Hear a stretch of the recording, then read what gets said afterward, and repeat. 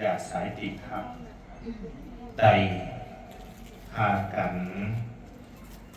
ตั้งของบวชลูกบวชหลานฝากไว้ในทางพระศาสนาถือว่าครอบครัวของแม่บุญเรือนหรือแม่เจิญพร้อมด้วยลูกหลานญาติธรรมทั้งหลายได้เป็นญาติกับพระศาสนาแล้วเพราะฉะนั้นนี่ถือว่าเป็นบุญเป็นกุศลของเราแต่ว่าเมื่อบวชมาแล้วหน้าที่ของผู้บวชก็ต้องอยู่ในตามทำนองของธรรมของการเป็นนักบวชพระเพิ่นถาวาสีเฝ้าเป็นภาษาบ้านๆก็มีที่ครองประเพณีของเพิ่นส่วนฝ่ายบ้านเมืองก็มีที่ครองประเพณีของฝ่ายบ้านเมืองมีขนบธรรมเนียมมีกฎกติกาที่จะต้องปฏิบัติของฝ่ายบ้านเมืองแต่เมื่อบวชเข้ามาเป็นสงฆ์แล้วสงฆ์ก็มีหน้าที่ที่จะต้องอยู่ในกฎกติกาหรือว่าอยู่ในของศีลของธรรมของเจ้าของยกตัวอย่างผู้บวชเป็นพระการบวชเป็นพระเป็นสงฆ์เป็นญาติโยมจึงพากันยอมรับนับถือทั้งขาดทั้งไหวได้ก็ย้อนว่าบุคคลนั้นได้บวชเข้ามาแล้วได้ฝึกฝนขัดกับตนเองโดยเฉพาะการเสียสละพระที่บวชเข้ามาจั่วที่บวชเข้ามาเสียสละแม้กระทั่งความสุขของเจ้าของความสบายของเจ้าของต้องเสียสละความเห็นแก่ตัวของเจ้าของก็ต้องเสียสละนะเพราะฉะนั้นถ้าบวชเข้ามาแล้วบ่เสียสละหรือบ่ทิ่มบ่วางสิ่งเหล่านี้หรือว่าบวชเพียงแต่กายแต่ใจบ่ได้บวชโตที่จะเป็นพระเป็นกุศลแท้ๆก็คือใจนะอันนี้ให้เขาเข้าใจกันซะนะบวชเข้ามาเป็นบ่ธรรมดาต้องละต้องเลิกต้องวางละอย่างหนึ่ง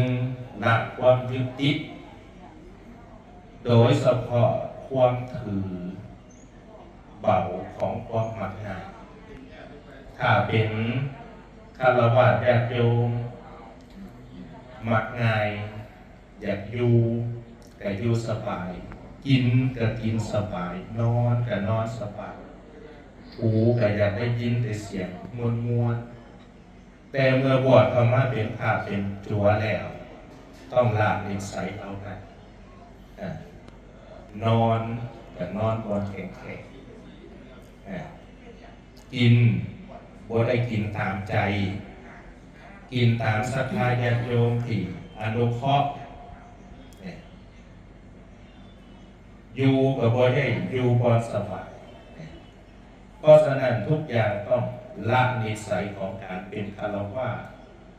แม้ว่าการบวชนั้นสิเพียงชั่วคราวเล็กน้อยแต่ก็ต้องฝึกละถ้าหากบ่ละสิ่งเหล่านี้การที่จะเป็นพระแท้ๆก็ยากทุกเมื่อนี่เขาเข้าใจว่าบวชเข้ามาแทหัวใส่ผ้าเหลืองถือว่าเป็นพระเต็มตนยังโบเป็นเต็มตนฝึกตนเองก่อนขัดเกลาตนเองก่อนพระที่จริงอยู่ใส่อยู่ที่ใจอยู่ที่จิตเป็นอย่างบางองค์จึงบ่ผ่านบวชเข้ามากับบ่ต่างกันกับศีลนี่แหละผ่านกับมีตกกับมีเพราะว่าพระสงฆ์องค์นี้นั่นเป็นสมมุติสงฆ์เป็นลูกหลานชาวบ้านองค์พานก็เป็นสงฆ์เต็มรูปแบบองค์เสงตกก็เป็นเพียงสมมุติสงฆ์เพราะฉะนั้นการเข้ามาเป็นพระเป็นสงฆ์เธอว่าเวลาสิหน่อยก็ต้องฝึกฝนขัดเกลาทิ่มนิสัยให้ได้ จึงสิเป็นภาพที่ให้ญาติโยมเนี่ยเขาลบภาพไปได้สบายใจสิ่งสำคัญที่สุดบวชเข้ามาแล้วเก็บเกี่ยวเอาสิ่งดีๆเฮ็ดคือเขาแต่อย่าเฮ็ดคือเขาสิ่งใดดีเอาไว้สิ่งใดบ่ดีบ่เอาเฮ็ดคือเขาแต่อย่าเฮ็ดคือเขาเพราะฉะนั้นการฝึกฝนขัดเกลาตนเองสิฝึกอย่างไรฝึกสมาธิให้ได้ควบคุมสติของเจ้าของให้ได้ห้ามควบคุมสติเจ้าของได้แล้วมันก็ควบคุมความคิดได้ควบคุมได้ทุกอย่างสติเปรียบเสมือนเบรกของความคิดคิดดีถ้ามีสติรู้ว่าตอนนี้กำลังคิดดีคิดนั่นก็เป็นเพียงแต่สิ่งที่เลือนลางหายไปคิดบ่ดีจิตใจคิดที่เป็นอกุศลครับถ้ามีสติรู้เท่าทันความคิดบ่ดีนั่นก็ดับหายไปเป็นของธรรมดาเป็นของธรรมดาคือสุดๆเพราะฉะนั้นการที่จะเข้ามาเป็นพระเป็นสงฆ์ได้อยู่ได้ให้อยู่ยาวนานต้องฝึกสติเมื่อมีสติแล้วความสงบเกิดขึ้นเท่าเอิ้นว่าสมาธิเมื่อมีสติรู้ว่าตอนเองมันกำลังสงบอยู่บ่ยึดติดในความสงบเกิดปัญญาได้เอิ้นว่าเห็นตามความเป็นจริงของการเกิดขึ้นตั้งอยู่ตั้งไปเป็นเรื่องธรรมดาเป็นอย่างนั้นบัดนี้การบวชเข้ามาในทางพระพุทธศาสนาเขาเชื่อกันว่าหรือมีเรื่องเล่าว่าสมัยขั้งพุทธกาลมีสามเณรองค์หนึ่งชื่อว่าสุปินาเทนสามเณรสุปินาเทนสามเณรนี่เมื่อลงมาปฏิสนธิในขันของแม่แล้วได้ประมาณ6-7 เดือนพอเกิดแม่นี่ประคับประคองท้องของเจ้าของจนว่าสุปินาเทนสามเณรได้เกิดมาเมื่อตาเห็นลมบัดนี้ในระยะเวลาที่สุปินาเทนสามเณรกำลังเกิดใจแต่ละมือเห็นพระภิกขุบิณฑบาตผ่านหน้าเรือนทุกมื้อเกิดศรัทธาคนมีบุญมาก่อนสร้างสมบุญมาก่อนเป็นแบบนี้เกิดศรัทธาอยากบวชขอแม่นี่ขอแล้วขออีกคือลูกหลานเท่าแล้วไม่ต้องคัดอยากไปบวชแม่นี่ด้วยความที่ว่าหากลูกมีลูกคนเดียวทนุถนอมประคับประคองท้องมาคนเดียวขวบกระตายปั๊บแต่ตอนลูกยังบ่ทันเกิด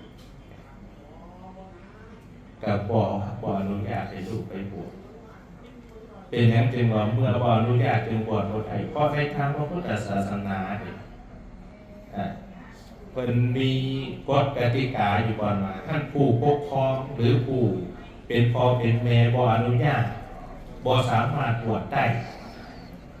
บัดนี้ขอแล้วขออีกจนว่าสุปินาเทนสามเณรได้อายุ10 ปีบ่ให้ไปบวชสุปินาเทนสามเณรนี่หนีไปบวชไปบอกพระเพิ่นว่าแม่นี่อนุญาตแล้วเพิ่นก็บวชให้เมื่อบวชแล้วแม่สุปินาเทนสามเณรนี่ก็บ่กล้าที่จะบังคับให้ลูกศิษย์เพราะเอาถือกันว่าเมื่อเพิ่นมีศรัทธาแล้ว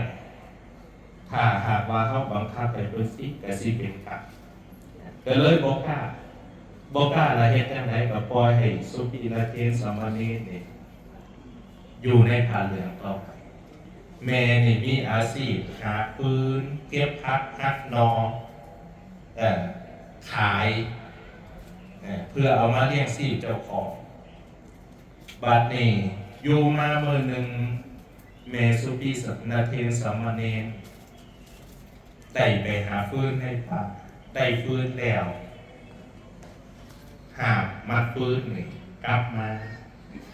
ในระหว่างทางเนี่ยแดดร้อนหลาย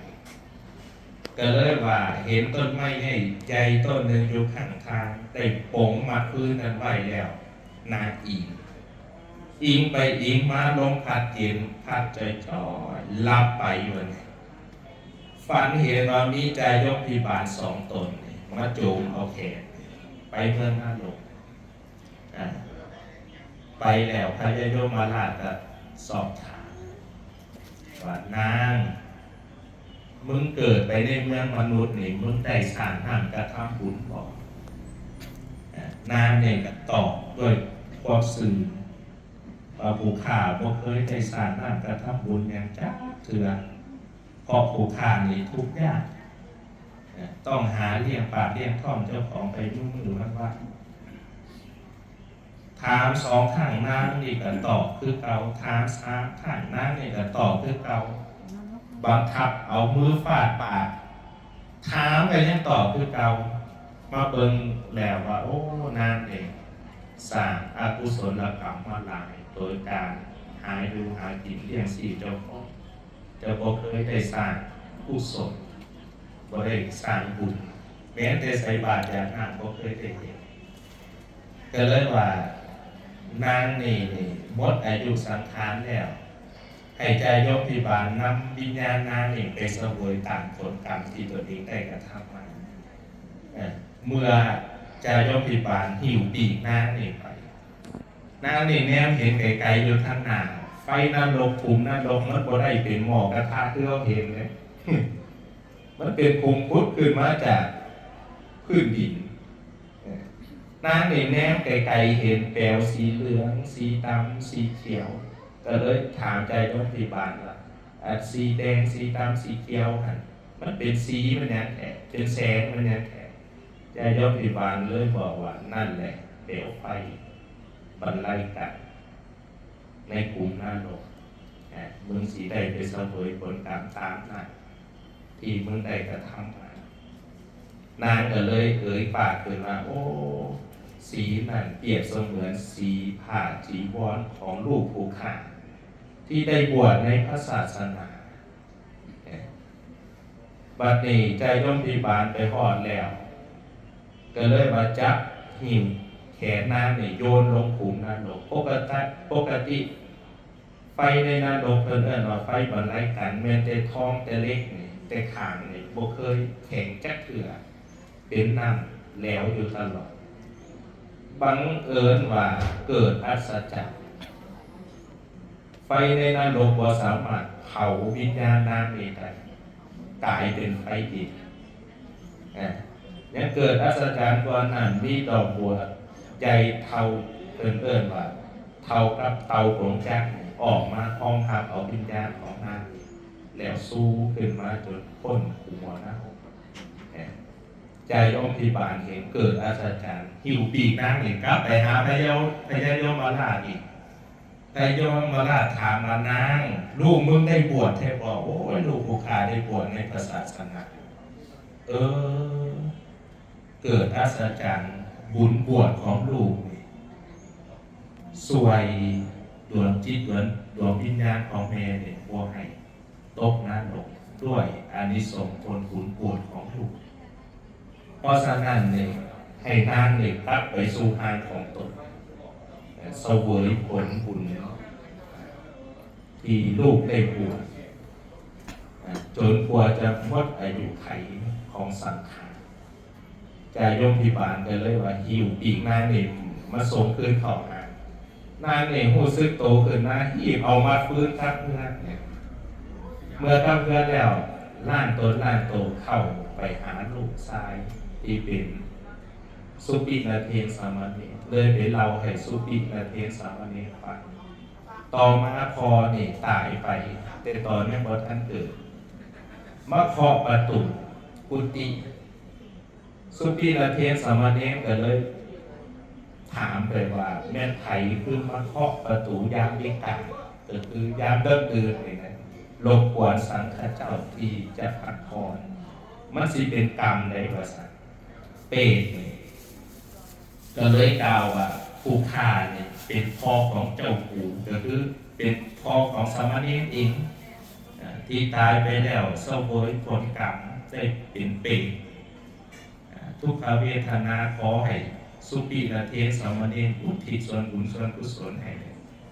ตื่นสมาสุปีละเทสามเณรรวมบาตรภาพที่คุกเปิดไปบิณฑบาตมาเคียนกันแล้วตั้งจิตอุทิศส่วนบุญที่ได้เคียนบาตรให้ผู้บาอาจารย์อุทิศส่วนบุญส่วนกุศลส่วนดีให้ผู้เป็นพ่อที่ได้กลายไปเป็นเพศตกทุกข์ได้ยากขอให้พ้นจากอัตภาพของการเป็นเปรตสุปีละเทสามเณรอุทิศแบบนั้นแล้วอยากนำยาตกลบพื้นปฐพีปึ๊บขอพ้นจากการเป็นเปรตทันทีได้ไปเสวยผลบุญอยู่สั้นเราก็ถึงมีดินมาคำอยู่12อยู่มีเทพาอักษรเป็นบริวาร500คนอันนี้สมบทของลูกต่อมาแม่นี่เสวยอัตภาพจนหมดอัตภาพของการเป็นมนุษย์ก็ได้ไปเกิดอยู่สวรรค์สันตวัตถุมีดิมานคำอยู่12อยู่มีเทพาอักษรเป็นบริวาร500ด้วยอำนาจบุญกุศลที่ลูกมีได้บวชในทางพระพุทธศาสนาเพราะฉะนั้นชาวพุทธเอาทุกคนผู้มีลูกชายจึงอยากให้ลูกชายบวชเพราะเชื่อกันว่าจะได้ดึงชายพระเหลืองลูกให้พ้นจากขุมนรกผู้มีหลานก็อยากบวชหลานผู้บ่มีลูกชายบ่มีหลานชายก็เป็นเจ้าภาพบวชลูกหลานก็คือบัดนี้บุญอานิสงส์ของการบวชนี่ได้คือผู้เป็นเจ้าศรัทธาผู้เป็นญาติผู้ได้อนุโมทนาสาธุนำคือซื้อก็ได้บุญได้อานิสงส์ของการบวชนำกันเพราะฉะนั้นนี่แหละคนลาวชาวพุทธเราจึงว่านิยมกันบวชลูกของตนเองบวชหลานของตนเองบวชอาฆาตบริวารบวชลูกหลานคนอื่นผัวเป็นเจ้าภาพบวชเมียเป็นเจ้าภาพบวชผัวพ่อแม่บวชลูกหลานเป็นเจ้าภาพบวชให้ถือว่าเขาถือกติความเสื่อที่ว่าบวชแล้วบุญอานิสงส์ที่จะได้ส่งผลให้พ้นจากอบายภูมิก็คือนรกเพราะฉะนั้นนี่ถือว่าเขาได้พากันสืบทอดประเพณีความเสื่อนี่มาแต่สมัยตั้งพุทธกาลจนถึงปัจจุบันเพราะฉะนั้นการบวชมาแล้วลูกหลานผู้บวชในระยะสั้นก็ดีในระยะยาวก็ดีให้ตั้งอกตั้งใจประพฤติตนให้ตั้งอยู่ในศีลก็ต้องรักษาถ้ารักษาบ่ได้ให้รักษาหนึ่งกายของเจ้าของสังรวมกายให้สังคบสังเยียมเตรียมคมจะไปเต้นไปตีจะไปออกไปปอดคือการเป็นฆราวาสห้องทิ้งก็บ่ได้ฟ้อนก็บ่ได้สิไปตกแต่งหน้าตาใส่เขาแป้งทาน้ำแดงก็บ่ได้ต้องสังรวมกายของเจ้าของยาให้สงบสังเงียมอันนี้คือสังรวมกายสังรวมวาจาสิ่งใดบ่เป็นประโยชน์อย่าเว้าสิ่งใดเป็นประโยชน์เกิดประโยชน์บ่เกิดโทษคอยเว้าตัวที่3คือสังรวมใจอย่าปล่อยให้จิตใจไหลไปตามความคิดให้พยายามมีสติผู้เท่าทันความคิดของเจ้าของให้ได้คิดดีให้ผู้ว่าคิดดีคิดบ่ดีให้ผู้ว่าคิดบ่ดีท่านรักษาศีล227บ่ได้รักษาศีล10บ่ได้รักษาศีล8บ่ได้รักษาศีล5บ่ได้ให้รักษาทั้ง3อย่างนี่1สังรวมกายของเจ้าของ2สังรวมวาจา3สังรวมใจของเจ้าของได้ถ้าสังรวมสิ่งเหล่านี้ให้ได้ถือว่ารักษาศีลได้ทั้งหมดเพราะฉะนั้นอาตมาภาพ ในท้ายที่สุดเนี่ยก็ขออนุโมทนาในส่วนบุญส่วนกุศลที่แม่บุญเรือนหรือแม่เจนพร้อมด้วยลูกหลานญาติพี่น้องญาติธรรมทั้งหลายที่ได้มีเจตนากุศลในการตั้งของบวชก็ดีของพัฒนาก็ดีได้สร้างต้นกระพึกก็ดีได้ถวายพระทหารให้แก่สงฆ์ก็ดีในคราวครั้งนี้อาตมาภาพต่างหน้าให้แก่คณะสงฆ์ก็ขออนุโมทนาส่วนบุญส่วนกุศลนี้จงไปหอดไปถึงทุกดวงจิตวิญญาณที่แม่บุญเรือนหรือแม่เจนพ้องเกิดลูกหลานญาติพี่น้องญาติธรรมทั้งหลายได้ตั้งจิตตั้งใจอุทิศส่วนบุญส่วนกุศลส่วนนี้ไปให้ขอให้ทุกดวงจิตดวงวิญญาณที่ได้ผู้ได้ยินสื่อเสียงที่แม่บุญเรือนแม่เจนพ้องด้วยลูกหลานญาติพี่น้องญาติธรรมทั้งหลายได้เอื้อนหาให้ได้มาอนุโมทนาในส่วนบุญส่วนกุศลในคราวครั้งนี้ถ้าตกทุกข์ก็ขอให้พ้นจากทุกข์ถ้าได้ถึงสุขแล้วก็ขอให้ได้ถึงสุขยิ่งขึ้นไปตราบต่อเท่าเข้าสู่พระนิพพานในอนาคตการภายภาคหน้าคุณเถิดแล้วก็ขอให้ส่วนบุญส่วนกุศลส่วน